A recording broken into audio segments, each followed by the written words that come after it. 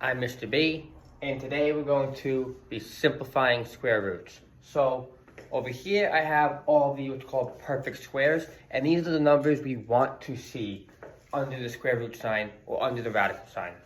Square root of 4 is 2 because 2 times 2 is 4. Square root of 9 is 3 because 3 times 3 is 9. That we know. What gets harder is what's the square root of 8. So 8 is not one of these perfect squares, but we can still simplify it.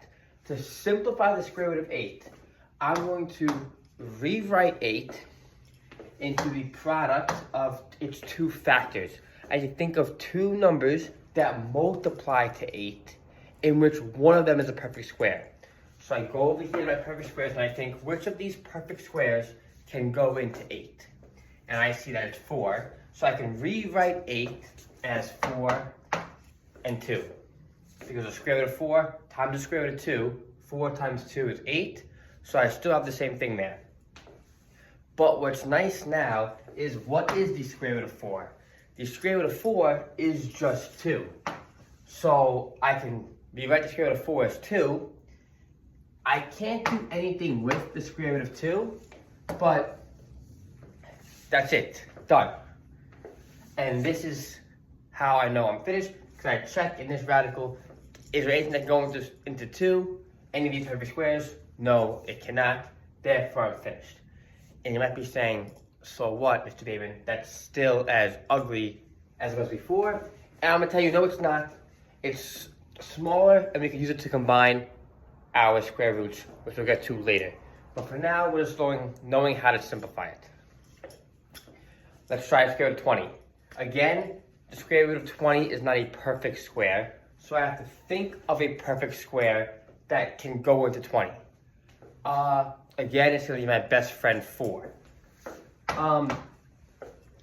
Notice how I could also simplify the square root of 20, because it could be 2 times 10, right? 2 times 10 is 20, but is 2 a perfect square? No. Is 10 a perfect square? No. Therefore, splitting it up 2 and 10 does not help me. When I split it up, I need it to be at least one perfect square. So I'm going to split it up to be 4 and 5. And now, as we saw before, what is nice about the square root of 4 is that it's just a 2. So this becomes 2 square root 5. And to check to know if I'm done, I look at the square root of 5. Can any perfect squares go into 5?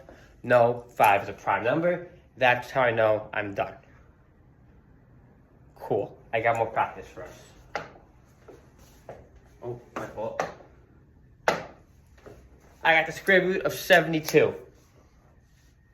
I'm going to split up 72 into the product of at least one perfect square. I have a few options here.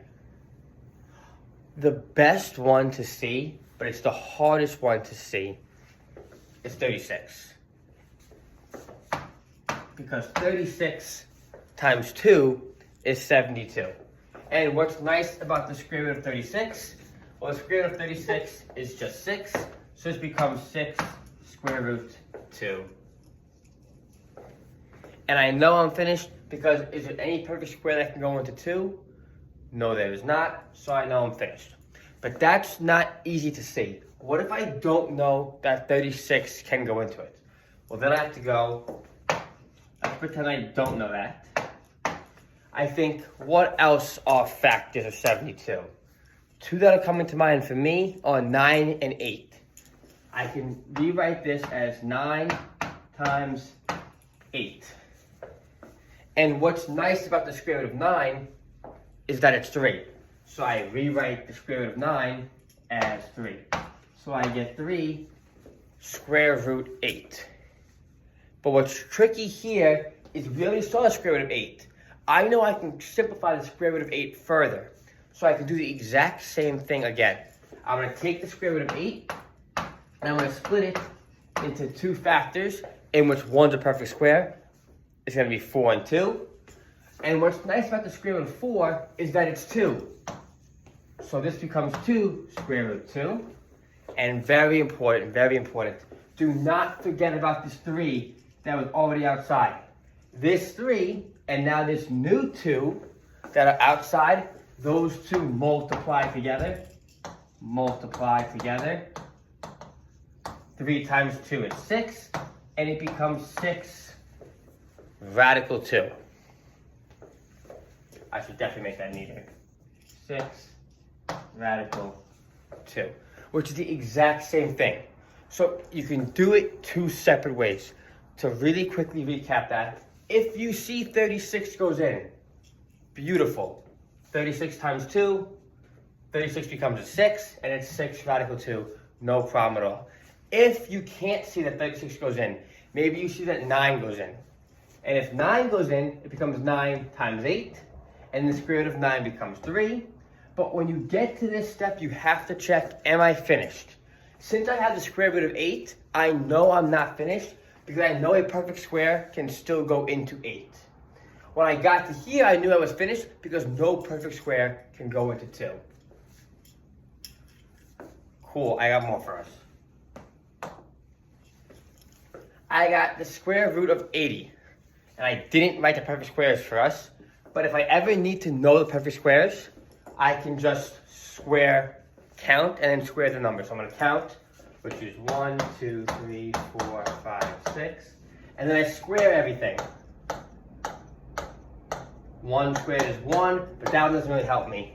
2 squared is 4, 3 squared is 9, 4 squared is 16, 5 squared is 25, 6 squared is 36.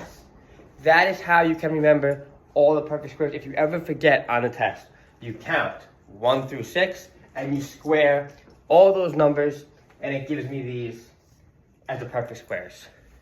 Now I have to find the perfect squares that go into 80. I'm going to do it as I don't know exactly the biggest number that can go in. But I know 4 can go in.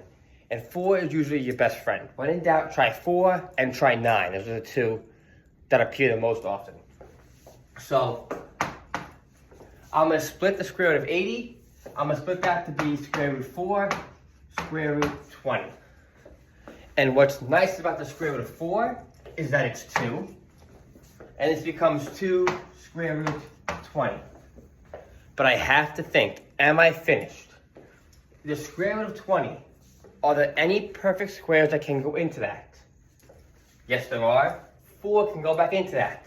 So I'm going to split this up to be square root 4, square root 5. I'm going to scroll down a little bit. What's nice about the square root of 4 is that it's 2. So I got 2 radical 5, or 2 square root 5. Very important, do not forget about this 2 from before. These two 2's, they multiply. 2 times 2 is 4, and it becomes 4 radical 5. Cool. If you're someone who was screaming at me from before, the square root of 80, and they saw that there's a better perfect square that goes into 80. And if you can see that 16 goes into it, 16 times 5, good for you. Square root of 16 is 4, and it's 4 radical 5.